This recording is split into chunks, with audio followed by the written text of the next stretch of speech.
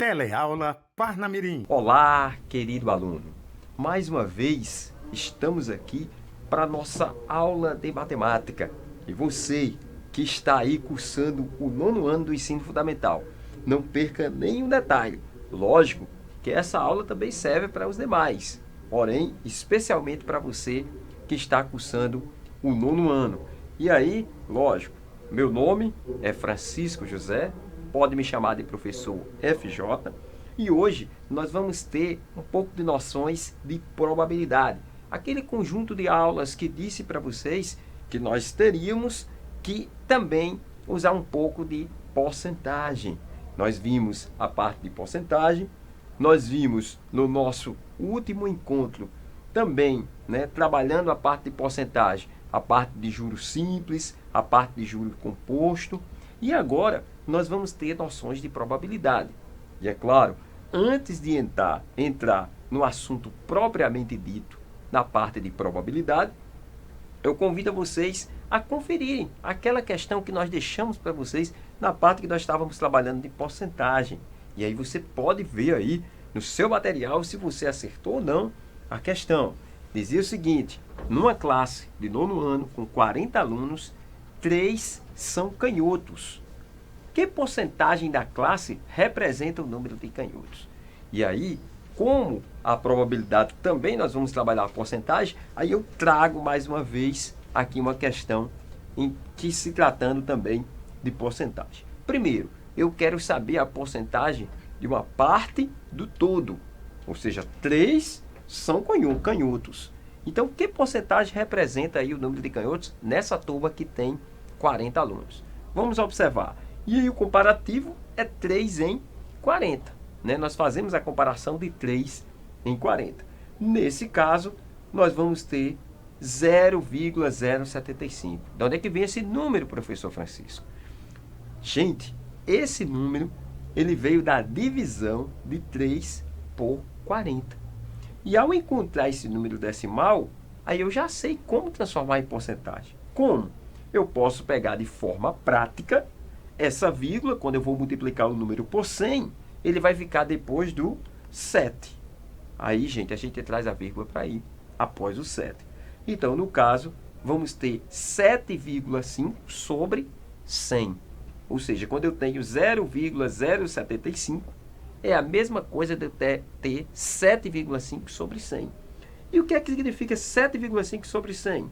Nada mais é do que 7,5%. O que é que significa?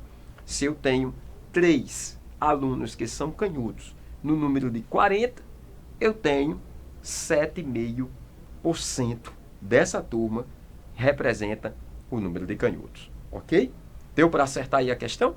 Espero que você tenha acertado essa questão. Na aula de hoje, você vai aprender sobre chance e probabilidade. Coloquei noções de probabilidade porque as chances também elas são relacionadas ou estão intimamente relacionadas com a parte de probabilidade. Professor, o senhor disse que tem porcentagem. Agora o senhor está dizendo também que tem chances na parte de probabilidade. Tem, gente. E nós vamos atacar essas duas coisas em nossa aula de hoje. E ao final dessa aula, você estará pronto para, primeiro, identificar o universo das possibilidades da ocorrência de determinado evento. Nós vamos aprender também o que é evento. Registrar observações e tirar conclusões nessas observações sobre fenômenos aleatórios. Vamos ver também um pouquinho sobre o que são esses fenômenos. E terceiro, calcular o número de chances de se obter resultados no campo das possibilidades ou das probabilidades. A gente sabe que no mundo em que nos cerca hoje, muitas coisas são prováveis de acontecer, ou até algumas que a gente acha também improváveis. Mas tudo isso pode ter uma relação estreita com a probabilidade. Não sei se vocês já viram, nos meios televisivos, falando aí a respeito da previsão do tempo, costumeiramente se passa. A previsão do tempo hoje é que chova, ou que faça muito sol, em tais regiões pode ter geadas. Então, isso aí eles trabalham também no campo das probabilidades, Porque de repente pode ser que na previsão do tempo que seja para chuva e faça sol. Pode acontecer isso. Mas a previsão, ela dá algo que pode se aproximar do que é verdadeiro. Ok? Existem vários estudos, isso é um dos exemplos. Mas no dia a dia, nós temos várias coisas que trabalham, né, com a probabilidade. E hoje nós vamos ter algumas noções para que a gente não fique totalmente alheio a esse universo. Ok? Curiosidades envolvendo contagem e probabilidade. A probabilidade de uma pessoa se machucar fazendo a barba é de 1 em 6.585. É uma probabilidade muito pequena, mas pode acontecer. Pode, com certeza. A probabilidade de um indivíduo ser atingido por um raio é de 1 em 586 mil. Isso são estudos que são feitos, mas você pode ser atingido, que eu não quero que seja, viu, gente? Mas você pode ser atingido por um raio, eu posso também, mas a probabilidade é muito pequena. Bom, qual a probabilidade de uma pessoa, né? Aliás, que a probabilidade de uma pessoa ser atingida por uma peça de avião que se desprendeu é de 1 em 10 milhões. Probabilidade bem, né, menor ainda do que ser atingido por um raio. Num colégio, há 4 portões de entrada. Agora vamos para as possibilidades. Quais são as possibilidades de entrar por um portão e sair por outro diferente? Né? Existe aí muitas possibilidades. Aí só tem 4 portões. Imagine se tivesse 5, 6, 7. Aí é que o número de possibilidades podia aumentar. Ok? Então vamos lá. Você já ouviu falar em princípio fundamental da contagem? Alguns conhecem como PFC. Esse princípio fundamental da contagem, né, nos ajuda muito, né, em problemas onde trata de possibilidades. E as probabilidades são calculadas também em cima dessas contagens. Então vamos ver. Existem técnicas de contagem que permitem calcular o número de elementos de conjuntos formados de acordo com certas regras, sem que seja necessário enumerar os seus elementos. Né? Muitas vezes, em problemas de contagem, os seus elementos são tão, né, de forma tão numerosas que às vezes não precisa escrever todos. Mas tem como a gente ter uma noção e ter uma ideia através dessas técnicas de contagem. E é sobre elas que a gente vai falar um pouquinho também nessa parte de possibilidades. Quando essas situações aparecem, precisamos calcular a chance de uma determinada situação ocorrer. Por exemplo, quantos números pares de 3 algarismos podem ser formados com os dígitos 1, 3, 4, 5, 6 e 9? Preste atenção. Quantos números pares de 3 algarismos podem ser formados com esses dígitos aí? E aí? Você pode ir colocando, né? Posso colocar o 14, posso colocar o 16, posso colocar o 34, pode ser o 36, pode ser o 46, pode ser o 44, né? Não impede também o 56, o 96. Então, existem várias possibilidades da gente formar. Desculpe, gente, eu estou colocando de 2 algarismos, né? Tem 3 algarismos. Então, 3 é 134, né? 136, estava fazendo errado. 346. Então, tem que ser pares de 3 algarismos. E aí, como é que nós vamos fazer isso? Vamos fazer uma conta um pouquinho menor. Nesse caso aí, primeiro eu tenho quantidade de dígitos. Quantos dígitos aparecem? 1, 3, 4, 5, 6 e 9 são 6 dígitos. Ok? Pode prestar atenção. Aparece 6 algarismos ali. Então, são 6 dígitos. E aí, o que é que nós temos mais? Quantidade de algarismos dos números. Ou seja, quantos algarismos vai aparecer em cada número. Vosso professor estava fazendo com 2, mas na realidade é com 3. Certo? E depois, a gente tem uma observação. Os números devem ser pares. E agora, como eu contar a quantidade de números que vão aparecer? Aí, como eu estava dizendo, tem a possibilidade de você ir 134, 136, vamos colocar aqui 116, vamos colocar 336, 334. Quer dizer, tem várias possibilidades. Mas já pensou você passar o dia observando essas possibilidades e escrevendo todos os números? Pode ser que você não passe muito tempo, mas pode demandar mais tempo esse problema. Então vamos usar uma técnica, que é a técnica do PFC, para que a gente nos ajude nesse problema.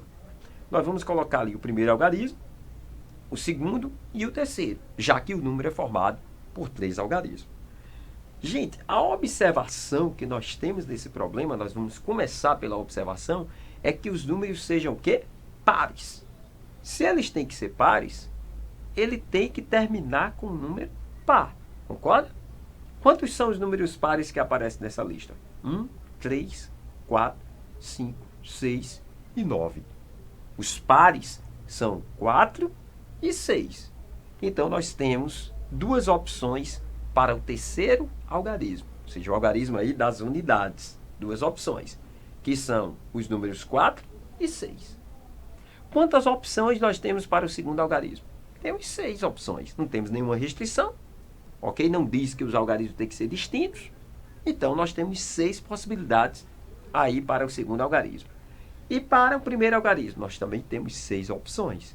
Então, pelo princípio fundamental da contagem, nós vamos aplicar ele aqui. Nós temos 6 opções para o primeiro, 6 opções para o segundo e 2 opções para o terceiro. E é claro, cada opção independe da outra. Por isso que nós vamos fazer o produto aí das opções. Então, vai ficar 6 vezes 6 vezes 2, que dá ao todo 72 números. Ok? É uma maneira de você contar sem estar enumerando, né, os seus elementos ali por completo. Ok? Vamos aqui um outro exemplo que também trabalha com a parte de contagem.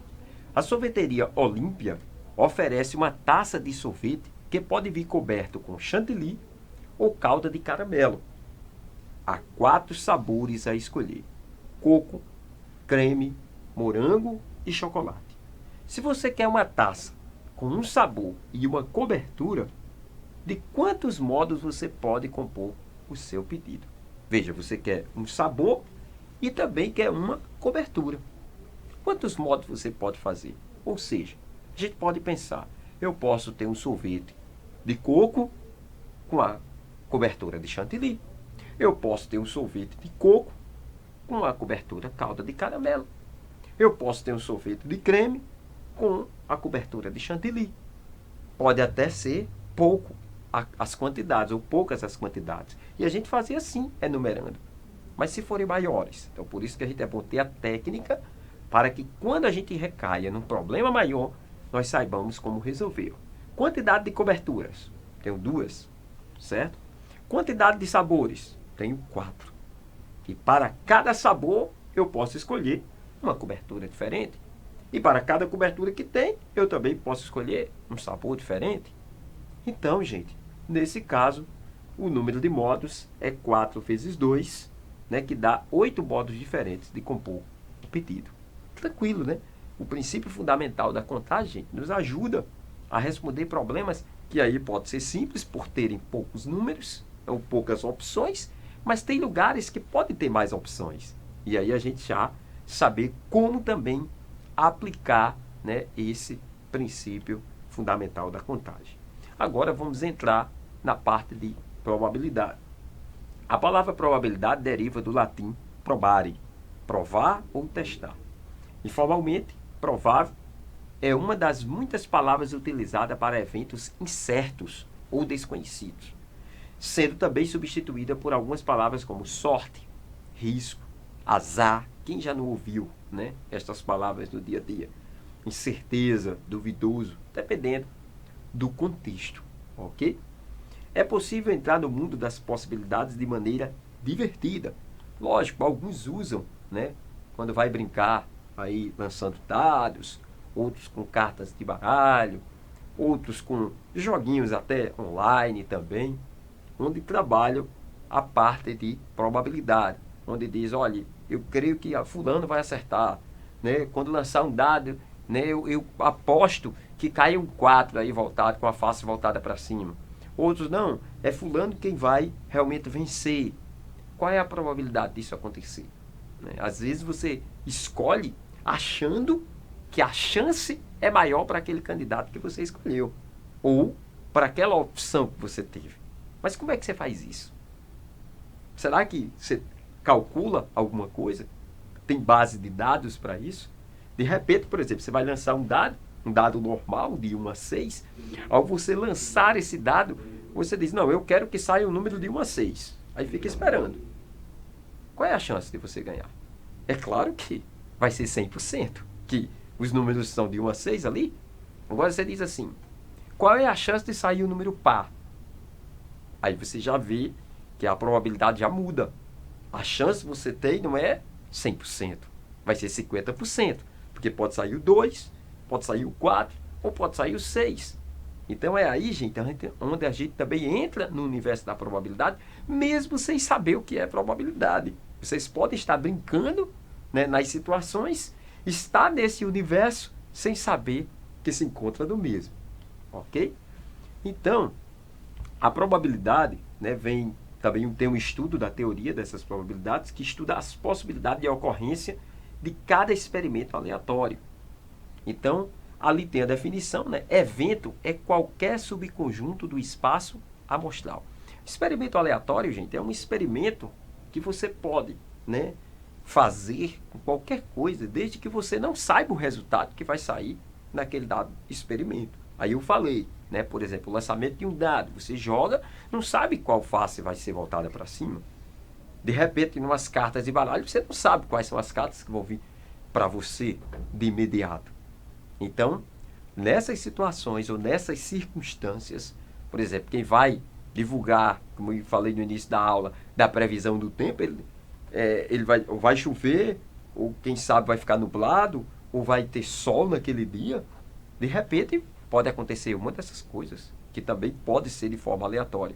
Lógico, tem estudos que fazem com que a gente possa aproximar essas situações. Aí, por isso, há o estudo das probabilidades. E espaço amostral, ou seja, como eu falei, evento é qualquer subconjunto do espaço. E o que é espaço amostral?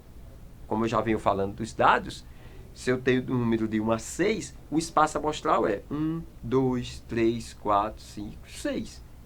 E o evento? O evento é aquilo que eu vou escolher para que realmente eu obtenha o resultado. Se eu quero par, se eu quero ímpar, se eu quero que saia o número 3, se eu quero que saia o número 5. Isso é o evento. O evento é um subconjunto do nosso espaço amostral. E o espaço amostral, gente, depende de cada experimento que é feito. Eu falei aqui do dado, mas, por exemplo, você pode estar fazendo um sorteio na escola, né, ali de algum brinde. De repente você coloca 50 números para serem escolhidos numa urna. E aí você vai ter o espaço amostral, vai ser por aqueles 50 números. E se você, daqueles 50 números, tem 5, qual é a sua chance de ganhar? Né? Qual a probabilidade que você tem? Então, os 50 representam o espaço amostral e os 5 números que você tem é o seu evento. É aquilo que você quer que aconteça. No jogo de um bingo também, né, existe toda essa situação de as bolas que são sorteadas ali, como é que elas saem. Então, tudo isso, né, também tem o seu estudo no campo das probabilidades. Experimento aleatório, coloquei aqui, resultado imprevisível, mesmo quando repetido várias vezes. Né? Aquilo que você lança, que por mais que sejam repetidos várias vezes, você não sabe o resultado que vai ter. Por isso que é chamado experimento aleatório. Então, a probabilidade de um evento acontecer, agora para no campo também da matemática, é o número de resultados favoráveis, ou seja, aquele que você escolhe que quer que aconteça, sobre o número total de resultados possíveis. Ou seja, vai ser o evento sobre o espaço amostral. O que é o espaço amostral? São todos os casos possíveis. E o que é o evento? Aquilo que você escolhe. Então, se você pega o número que é considerado os casos favoráveis, que é o evento, e divide pelo espaço amostral, você obtém a probabilidade daquele evento acontecer, tá bom? E é claro, né, vamos fazer agora em forma de exemplo, para que se torne mais claro ainda para vocês. Numa sala de aula com 20 alunos, sabendo que 8 são meninas, qual a possibilidade de escolhermos ao acaso um menino? 8 são meninas, e qual a possibilidade de escolhermos ao acaso um menino? Vamos observar duas coisas. Eu falei para vocês que a probabilidade é evento sobre espaço amostral. Então, tenho que saber desses dois detalhes. Quem é o nosso espaço amostral? Aí eu coloquei uma ferradura porque representa o espaço amostral. É 20. Por quê? Porque ao todo, na sala, eu conto com 20 alunos. E quem é o meu evento? Ou seja, evento favorável, aquilo que eu quero que aconteça. Eu pego os 20, subtraio, que são 8 meninas, e obtenho quanto? O 12. O 12 é o número de meninos. Então, nesse caso, né, eu tenho o espaço amostral e tenho o evento. O que é que eu quero mais? Aí eu já coloco na fórmula, que a probabilidade vai ser o quê? O número de casos favoráveis, que é o meu evento, sobre o N de ômega, que é esse símbolo aí que é estilo a ferradura, que é o nosso espaço amostral. Então vai ficar 12 sobre 20, veja como é bem simples. E aí a gente pode, é claro, colocando aí a base, o denominador sendo 100, para que a gente possa colocar em forma de porcentagem. Por que eu estou fazendo em forma de porcentagem? Observe que aqui na lateral esquerda, os resultados, ou seja, as alternativas estão em porcentagem. Então, pegando 20 vezes 5 dá 100 e o 12 vezes 5 dá 60. Professor, se eu dividisse 12 por 20 e depois multiplicasse por 100, mesma coisa, certo? Você ia obter também o percentual. Mas eu achei melhor fazer assim, e 60 sobre 100 nada mais é do que 60%. A alternativa correta é letra A. Ou seja, na turma, né, a probabilidade, ao acaso aí de escolhermos um menino, é de 60%, porque é o número de meninos que tem na sala. Aí vamos para o nosso segundo exemplo. O nosso segundo exemplo tem que ver aí com a parte também da medicina. Momentos antes de acordar, nosso organismo envia cortisol e adrenalina para circular pelo corpo. Esses hormônios são responsáveis por nos deixar mais dispostos. E no sistema cardiológico vascular, aumentam a pressão arterial e aceleram a frequência cardíaca. Contudo, o cortisol e a adrenalina favorecem a formação de placas de gordura nas artérias, que pode provocar um infarto até logo pela manhã. Qual a probabilidade de uma pessoa dar entrada nesse hospital? Qual hospital? A gente não está vendo nenhum hospital. Está sendo representado aí embaixo, entre 0 e 6 horas da manhã. Nesse caso, aí os dados foram realmente vindos do hospital. De 0 às 6 horas são 14 pessoas que dão entrada. De 6 a meio-dia, em média de 35 pessoas. E de 12 às 0 horas, né, ou seja, 12 de meio-dia até a meia-noite, são 21 pessoas. Então, nesses horários aí, a gente observa a quantidade de pessoas. Se a gente observa a quantidade de pessoas que dão entrada aí no hospital, nessa média, a gente pode saber também o total de pessoas que deram entrada aí, ou que dão entrada nesse hospital. E a média de pessoas que dão entrada no hospital, nós podemos chamar de espaço amostral. Esse espaço amostral é quanto? 70 pessoas. Se você fizer a soma aí, vai constatar isso. E a partir, né, de fazer esta soma para obter o espaço amostral, o que é que está faltando para a probabilidade? Que ele está perguntando a probabilidade. É o nosso evento. E qual é o nosso evento favorável? Chamado aí de evento F, que é justamente de 0 às 6 horas, que são 14 pessoas. Então, a gente já tem as duas coisas que nós precisamos. O evento e o espaço amostral. Partindo desses conhecimentos, vamos para a nossa formulazinha da básica de probabilidade, onde mostra que o nosso caso favorável são 14 pessoas e o espaço amostral 70 pessoas. E aí eu tenho 14 em 70, que eu posso simplificar por 14. Vai ficar 1/5. Professor, eu também poderia dividir? Não tem problema, pode dividir também, que você vai encontrar. Só que eu simplifiquei aí essa fração para obter 1/5. E de 1/5 para chegar também na parte da divisão, fica até mais fácil. Dividindo 1 por 5, veja que eu já dividi, ficou 0,2. E 0,2 multiplicando por 100, fica 20. E aí representa 20%, que é justamente a letra A, ou seja, 1/5 ou 20% da entrada desse hospital, em média, das 0 às 6 horas da manhã. Ok, gente? Tranquilinho? De 0 a 6 horas são 14 pessoas. Vamos agora, né, para o próximo exemplo. Esse próximo exemplo caiu no Enem, mas não fique tão preocupado não, que ele também é fácil de ser resolvido. Veja bem, uma locadora possui disponíveis 120 veículos da categoria que um cliente pretende locar. Desses, 20% são da cor branca, 40% são da cor cinza, 16 veículos são da cor vermelha e o restante de outras cores. O cliente não gosta da cor vermelha e ficaria contente com qualquer outra cor.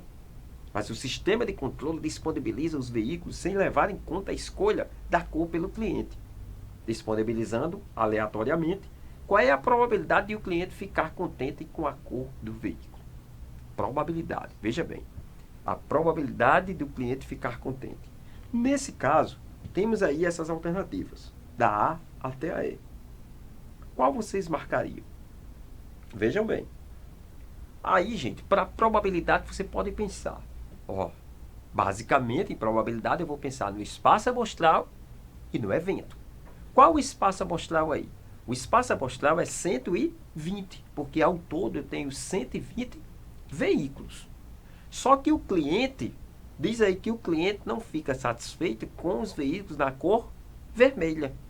Então, para o evento favorável, nós vamos pegar os 120 e tirar o que ele não fica satisfeito, que é os 16 veículos da cor vermelha. Aí, professor, é aquelas porcentagens. Não, aquela porcentagem da cor branca, da cor cinza. Diz que ele não fica satisfeito com a da cor vermelha. Então, vou pegar os 120 e retirar os 16. Simples assim.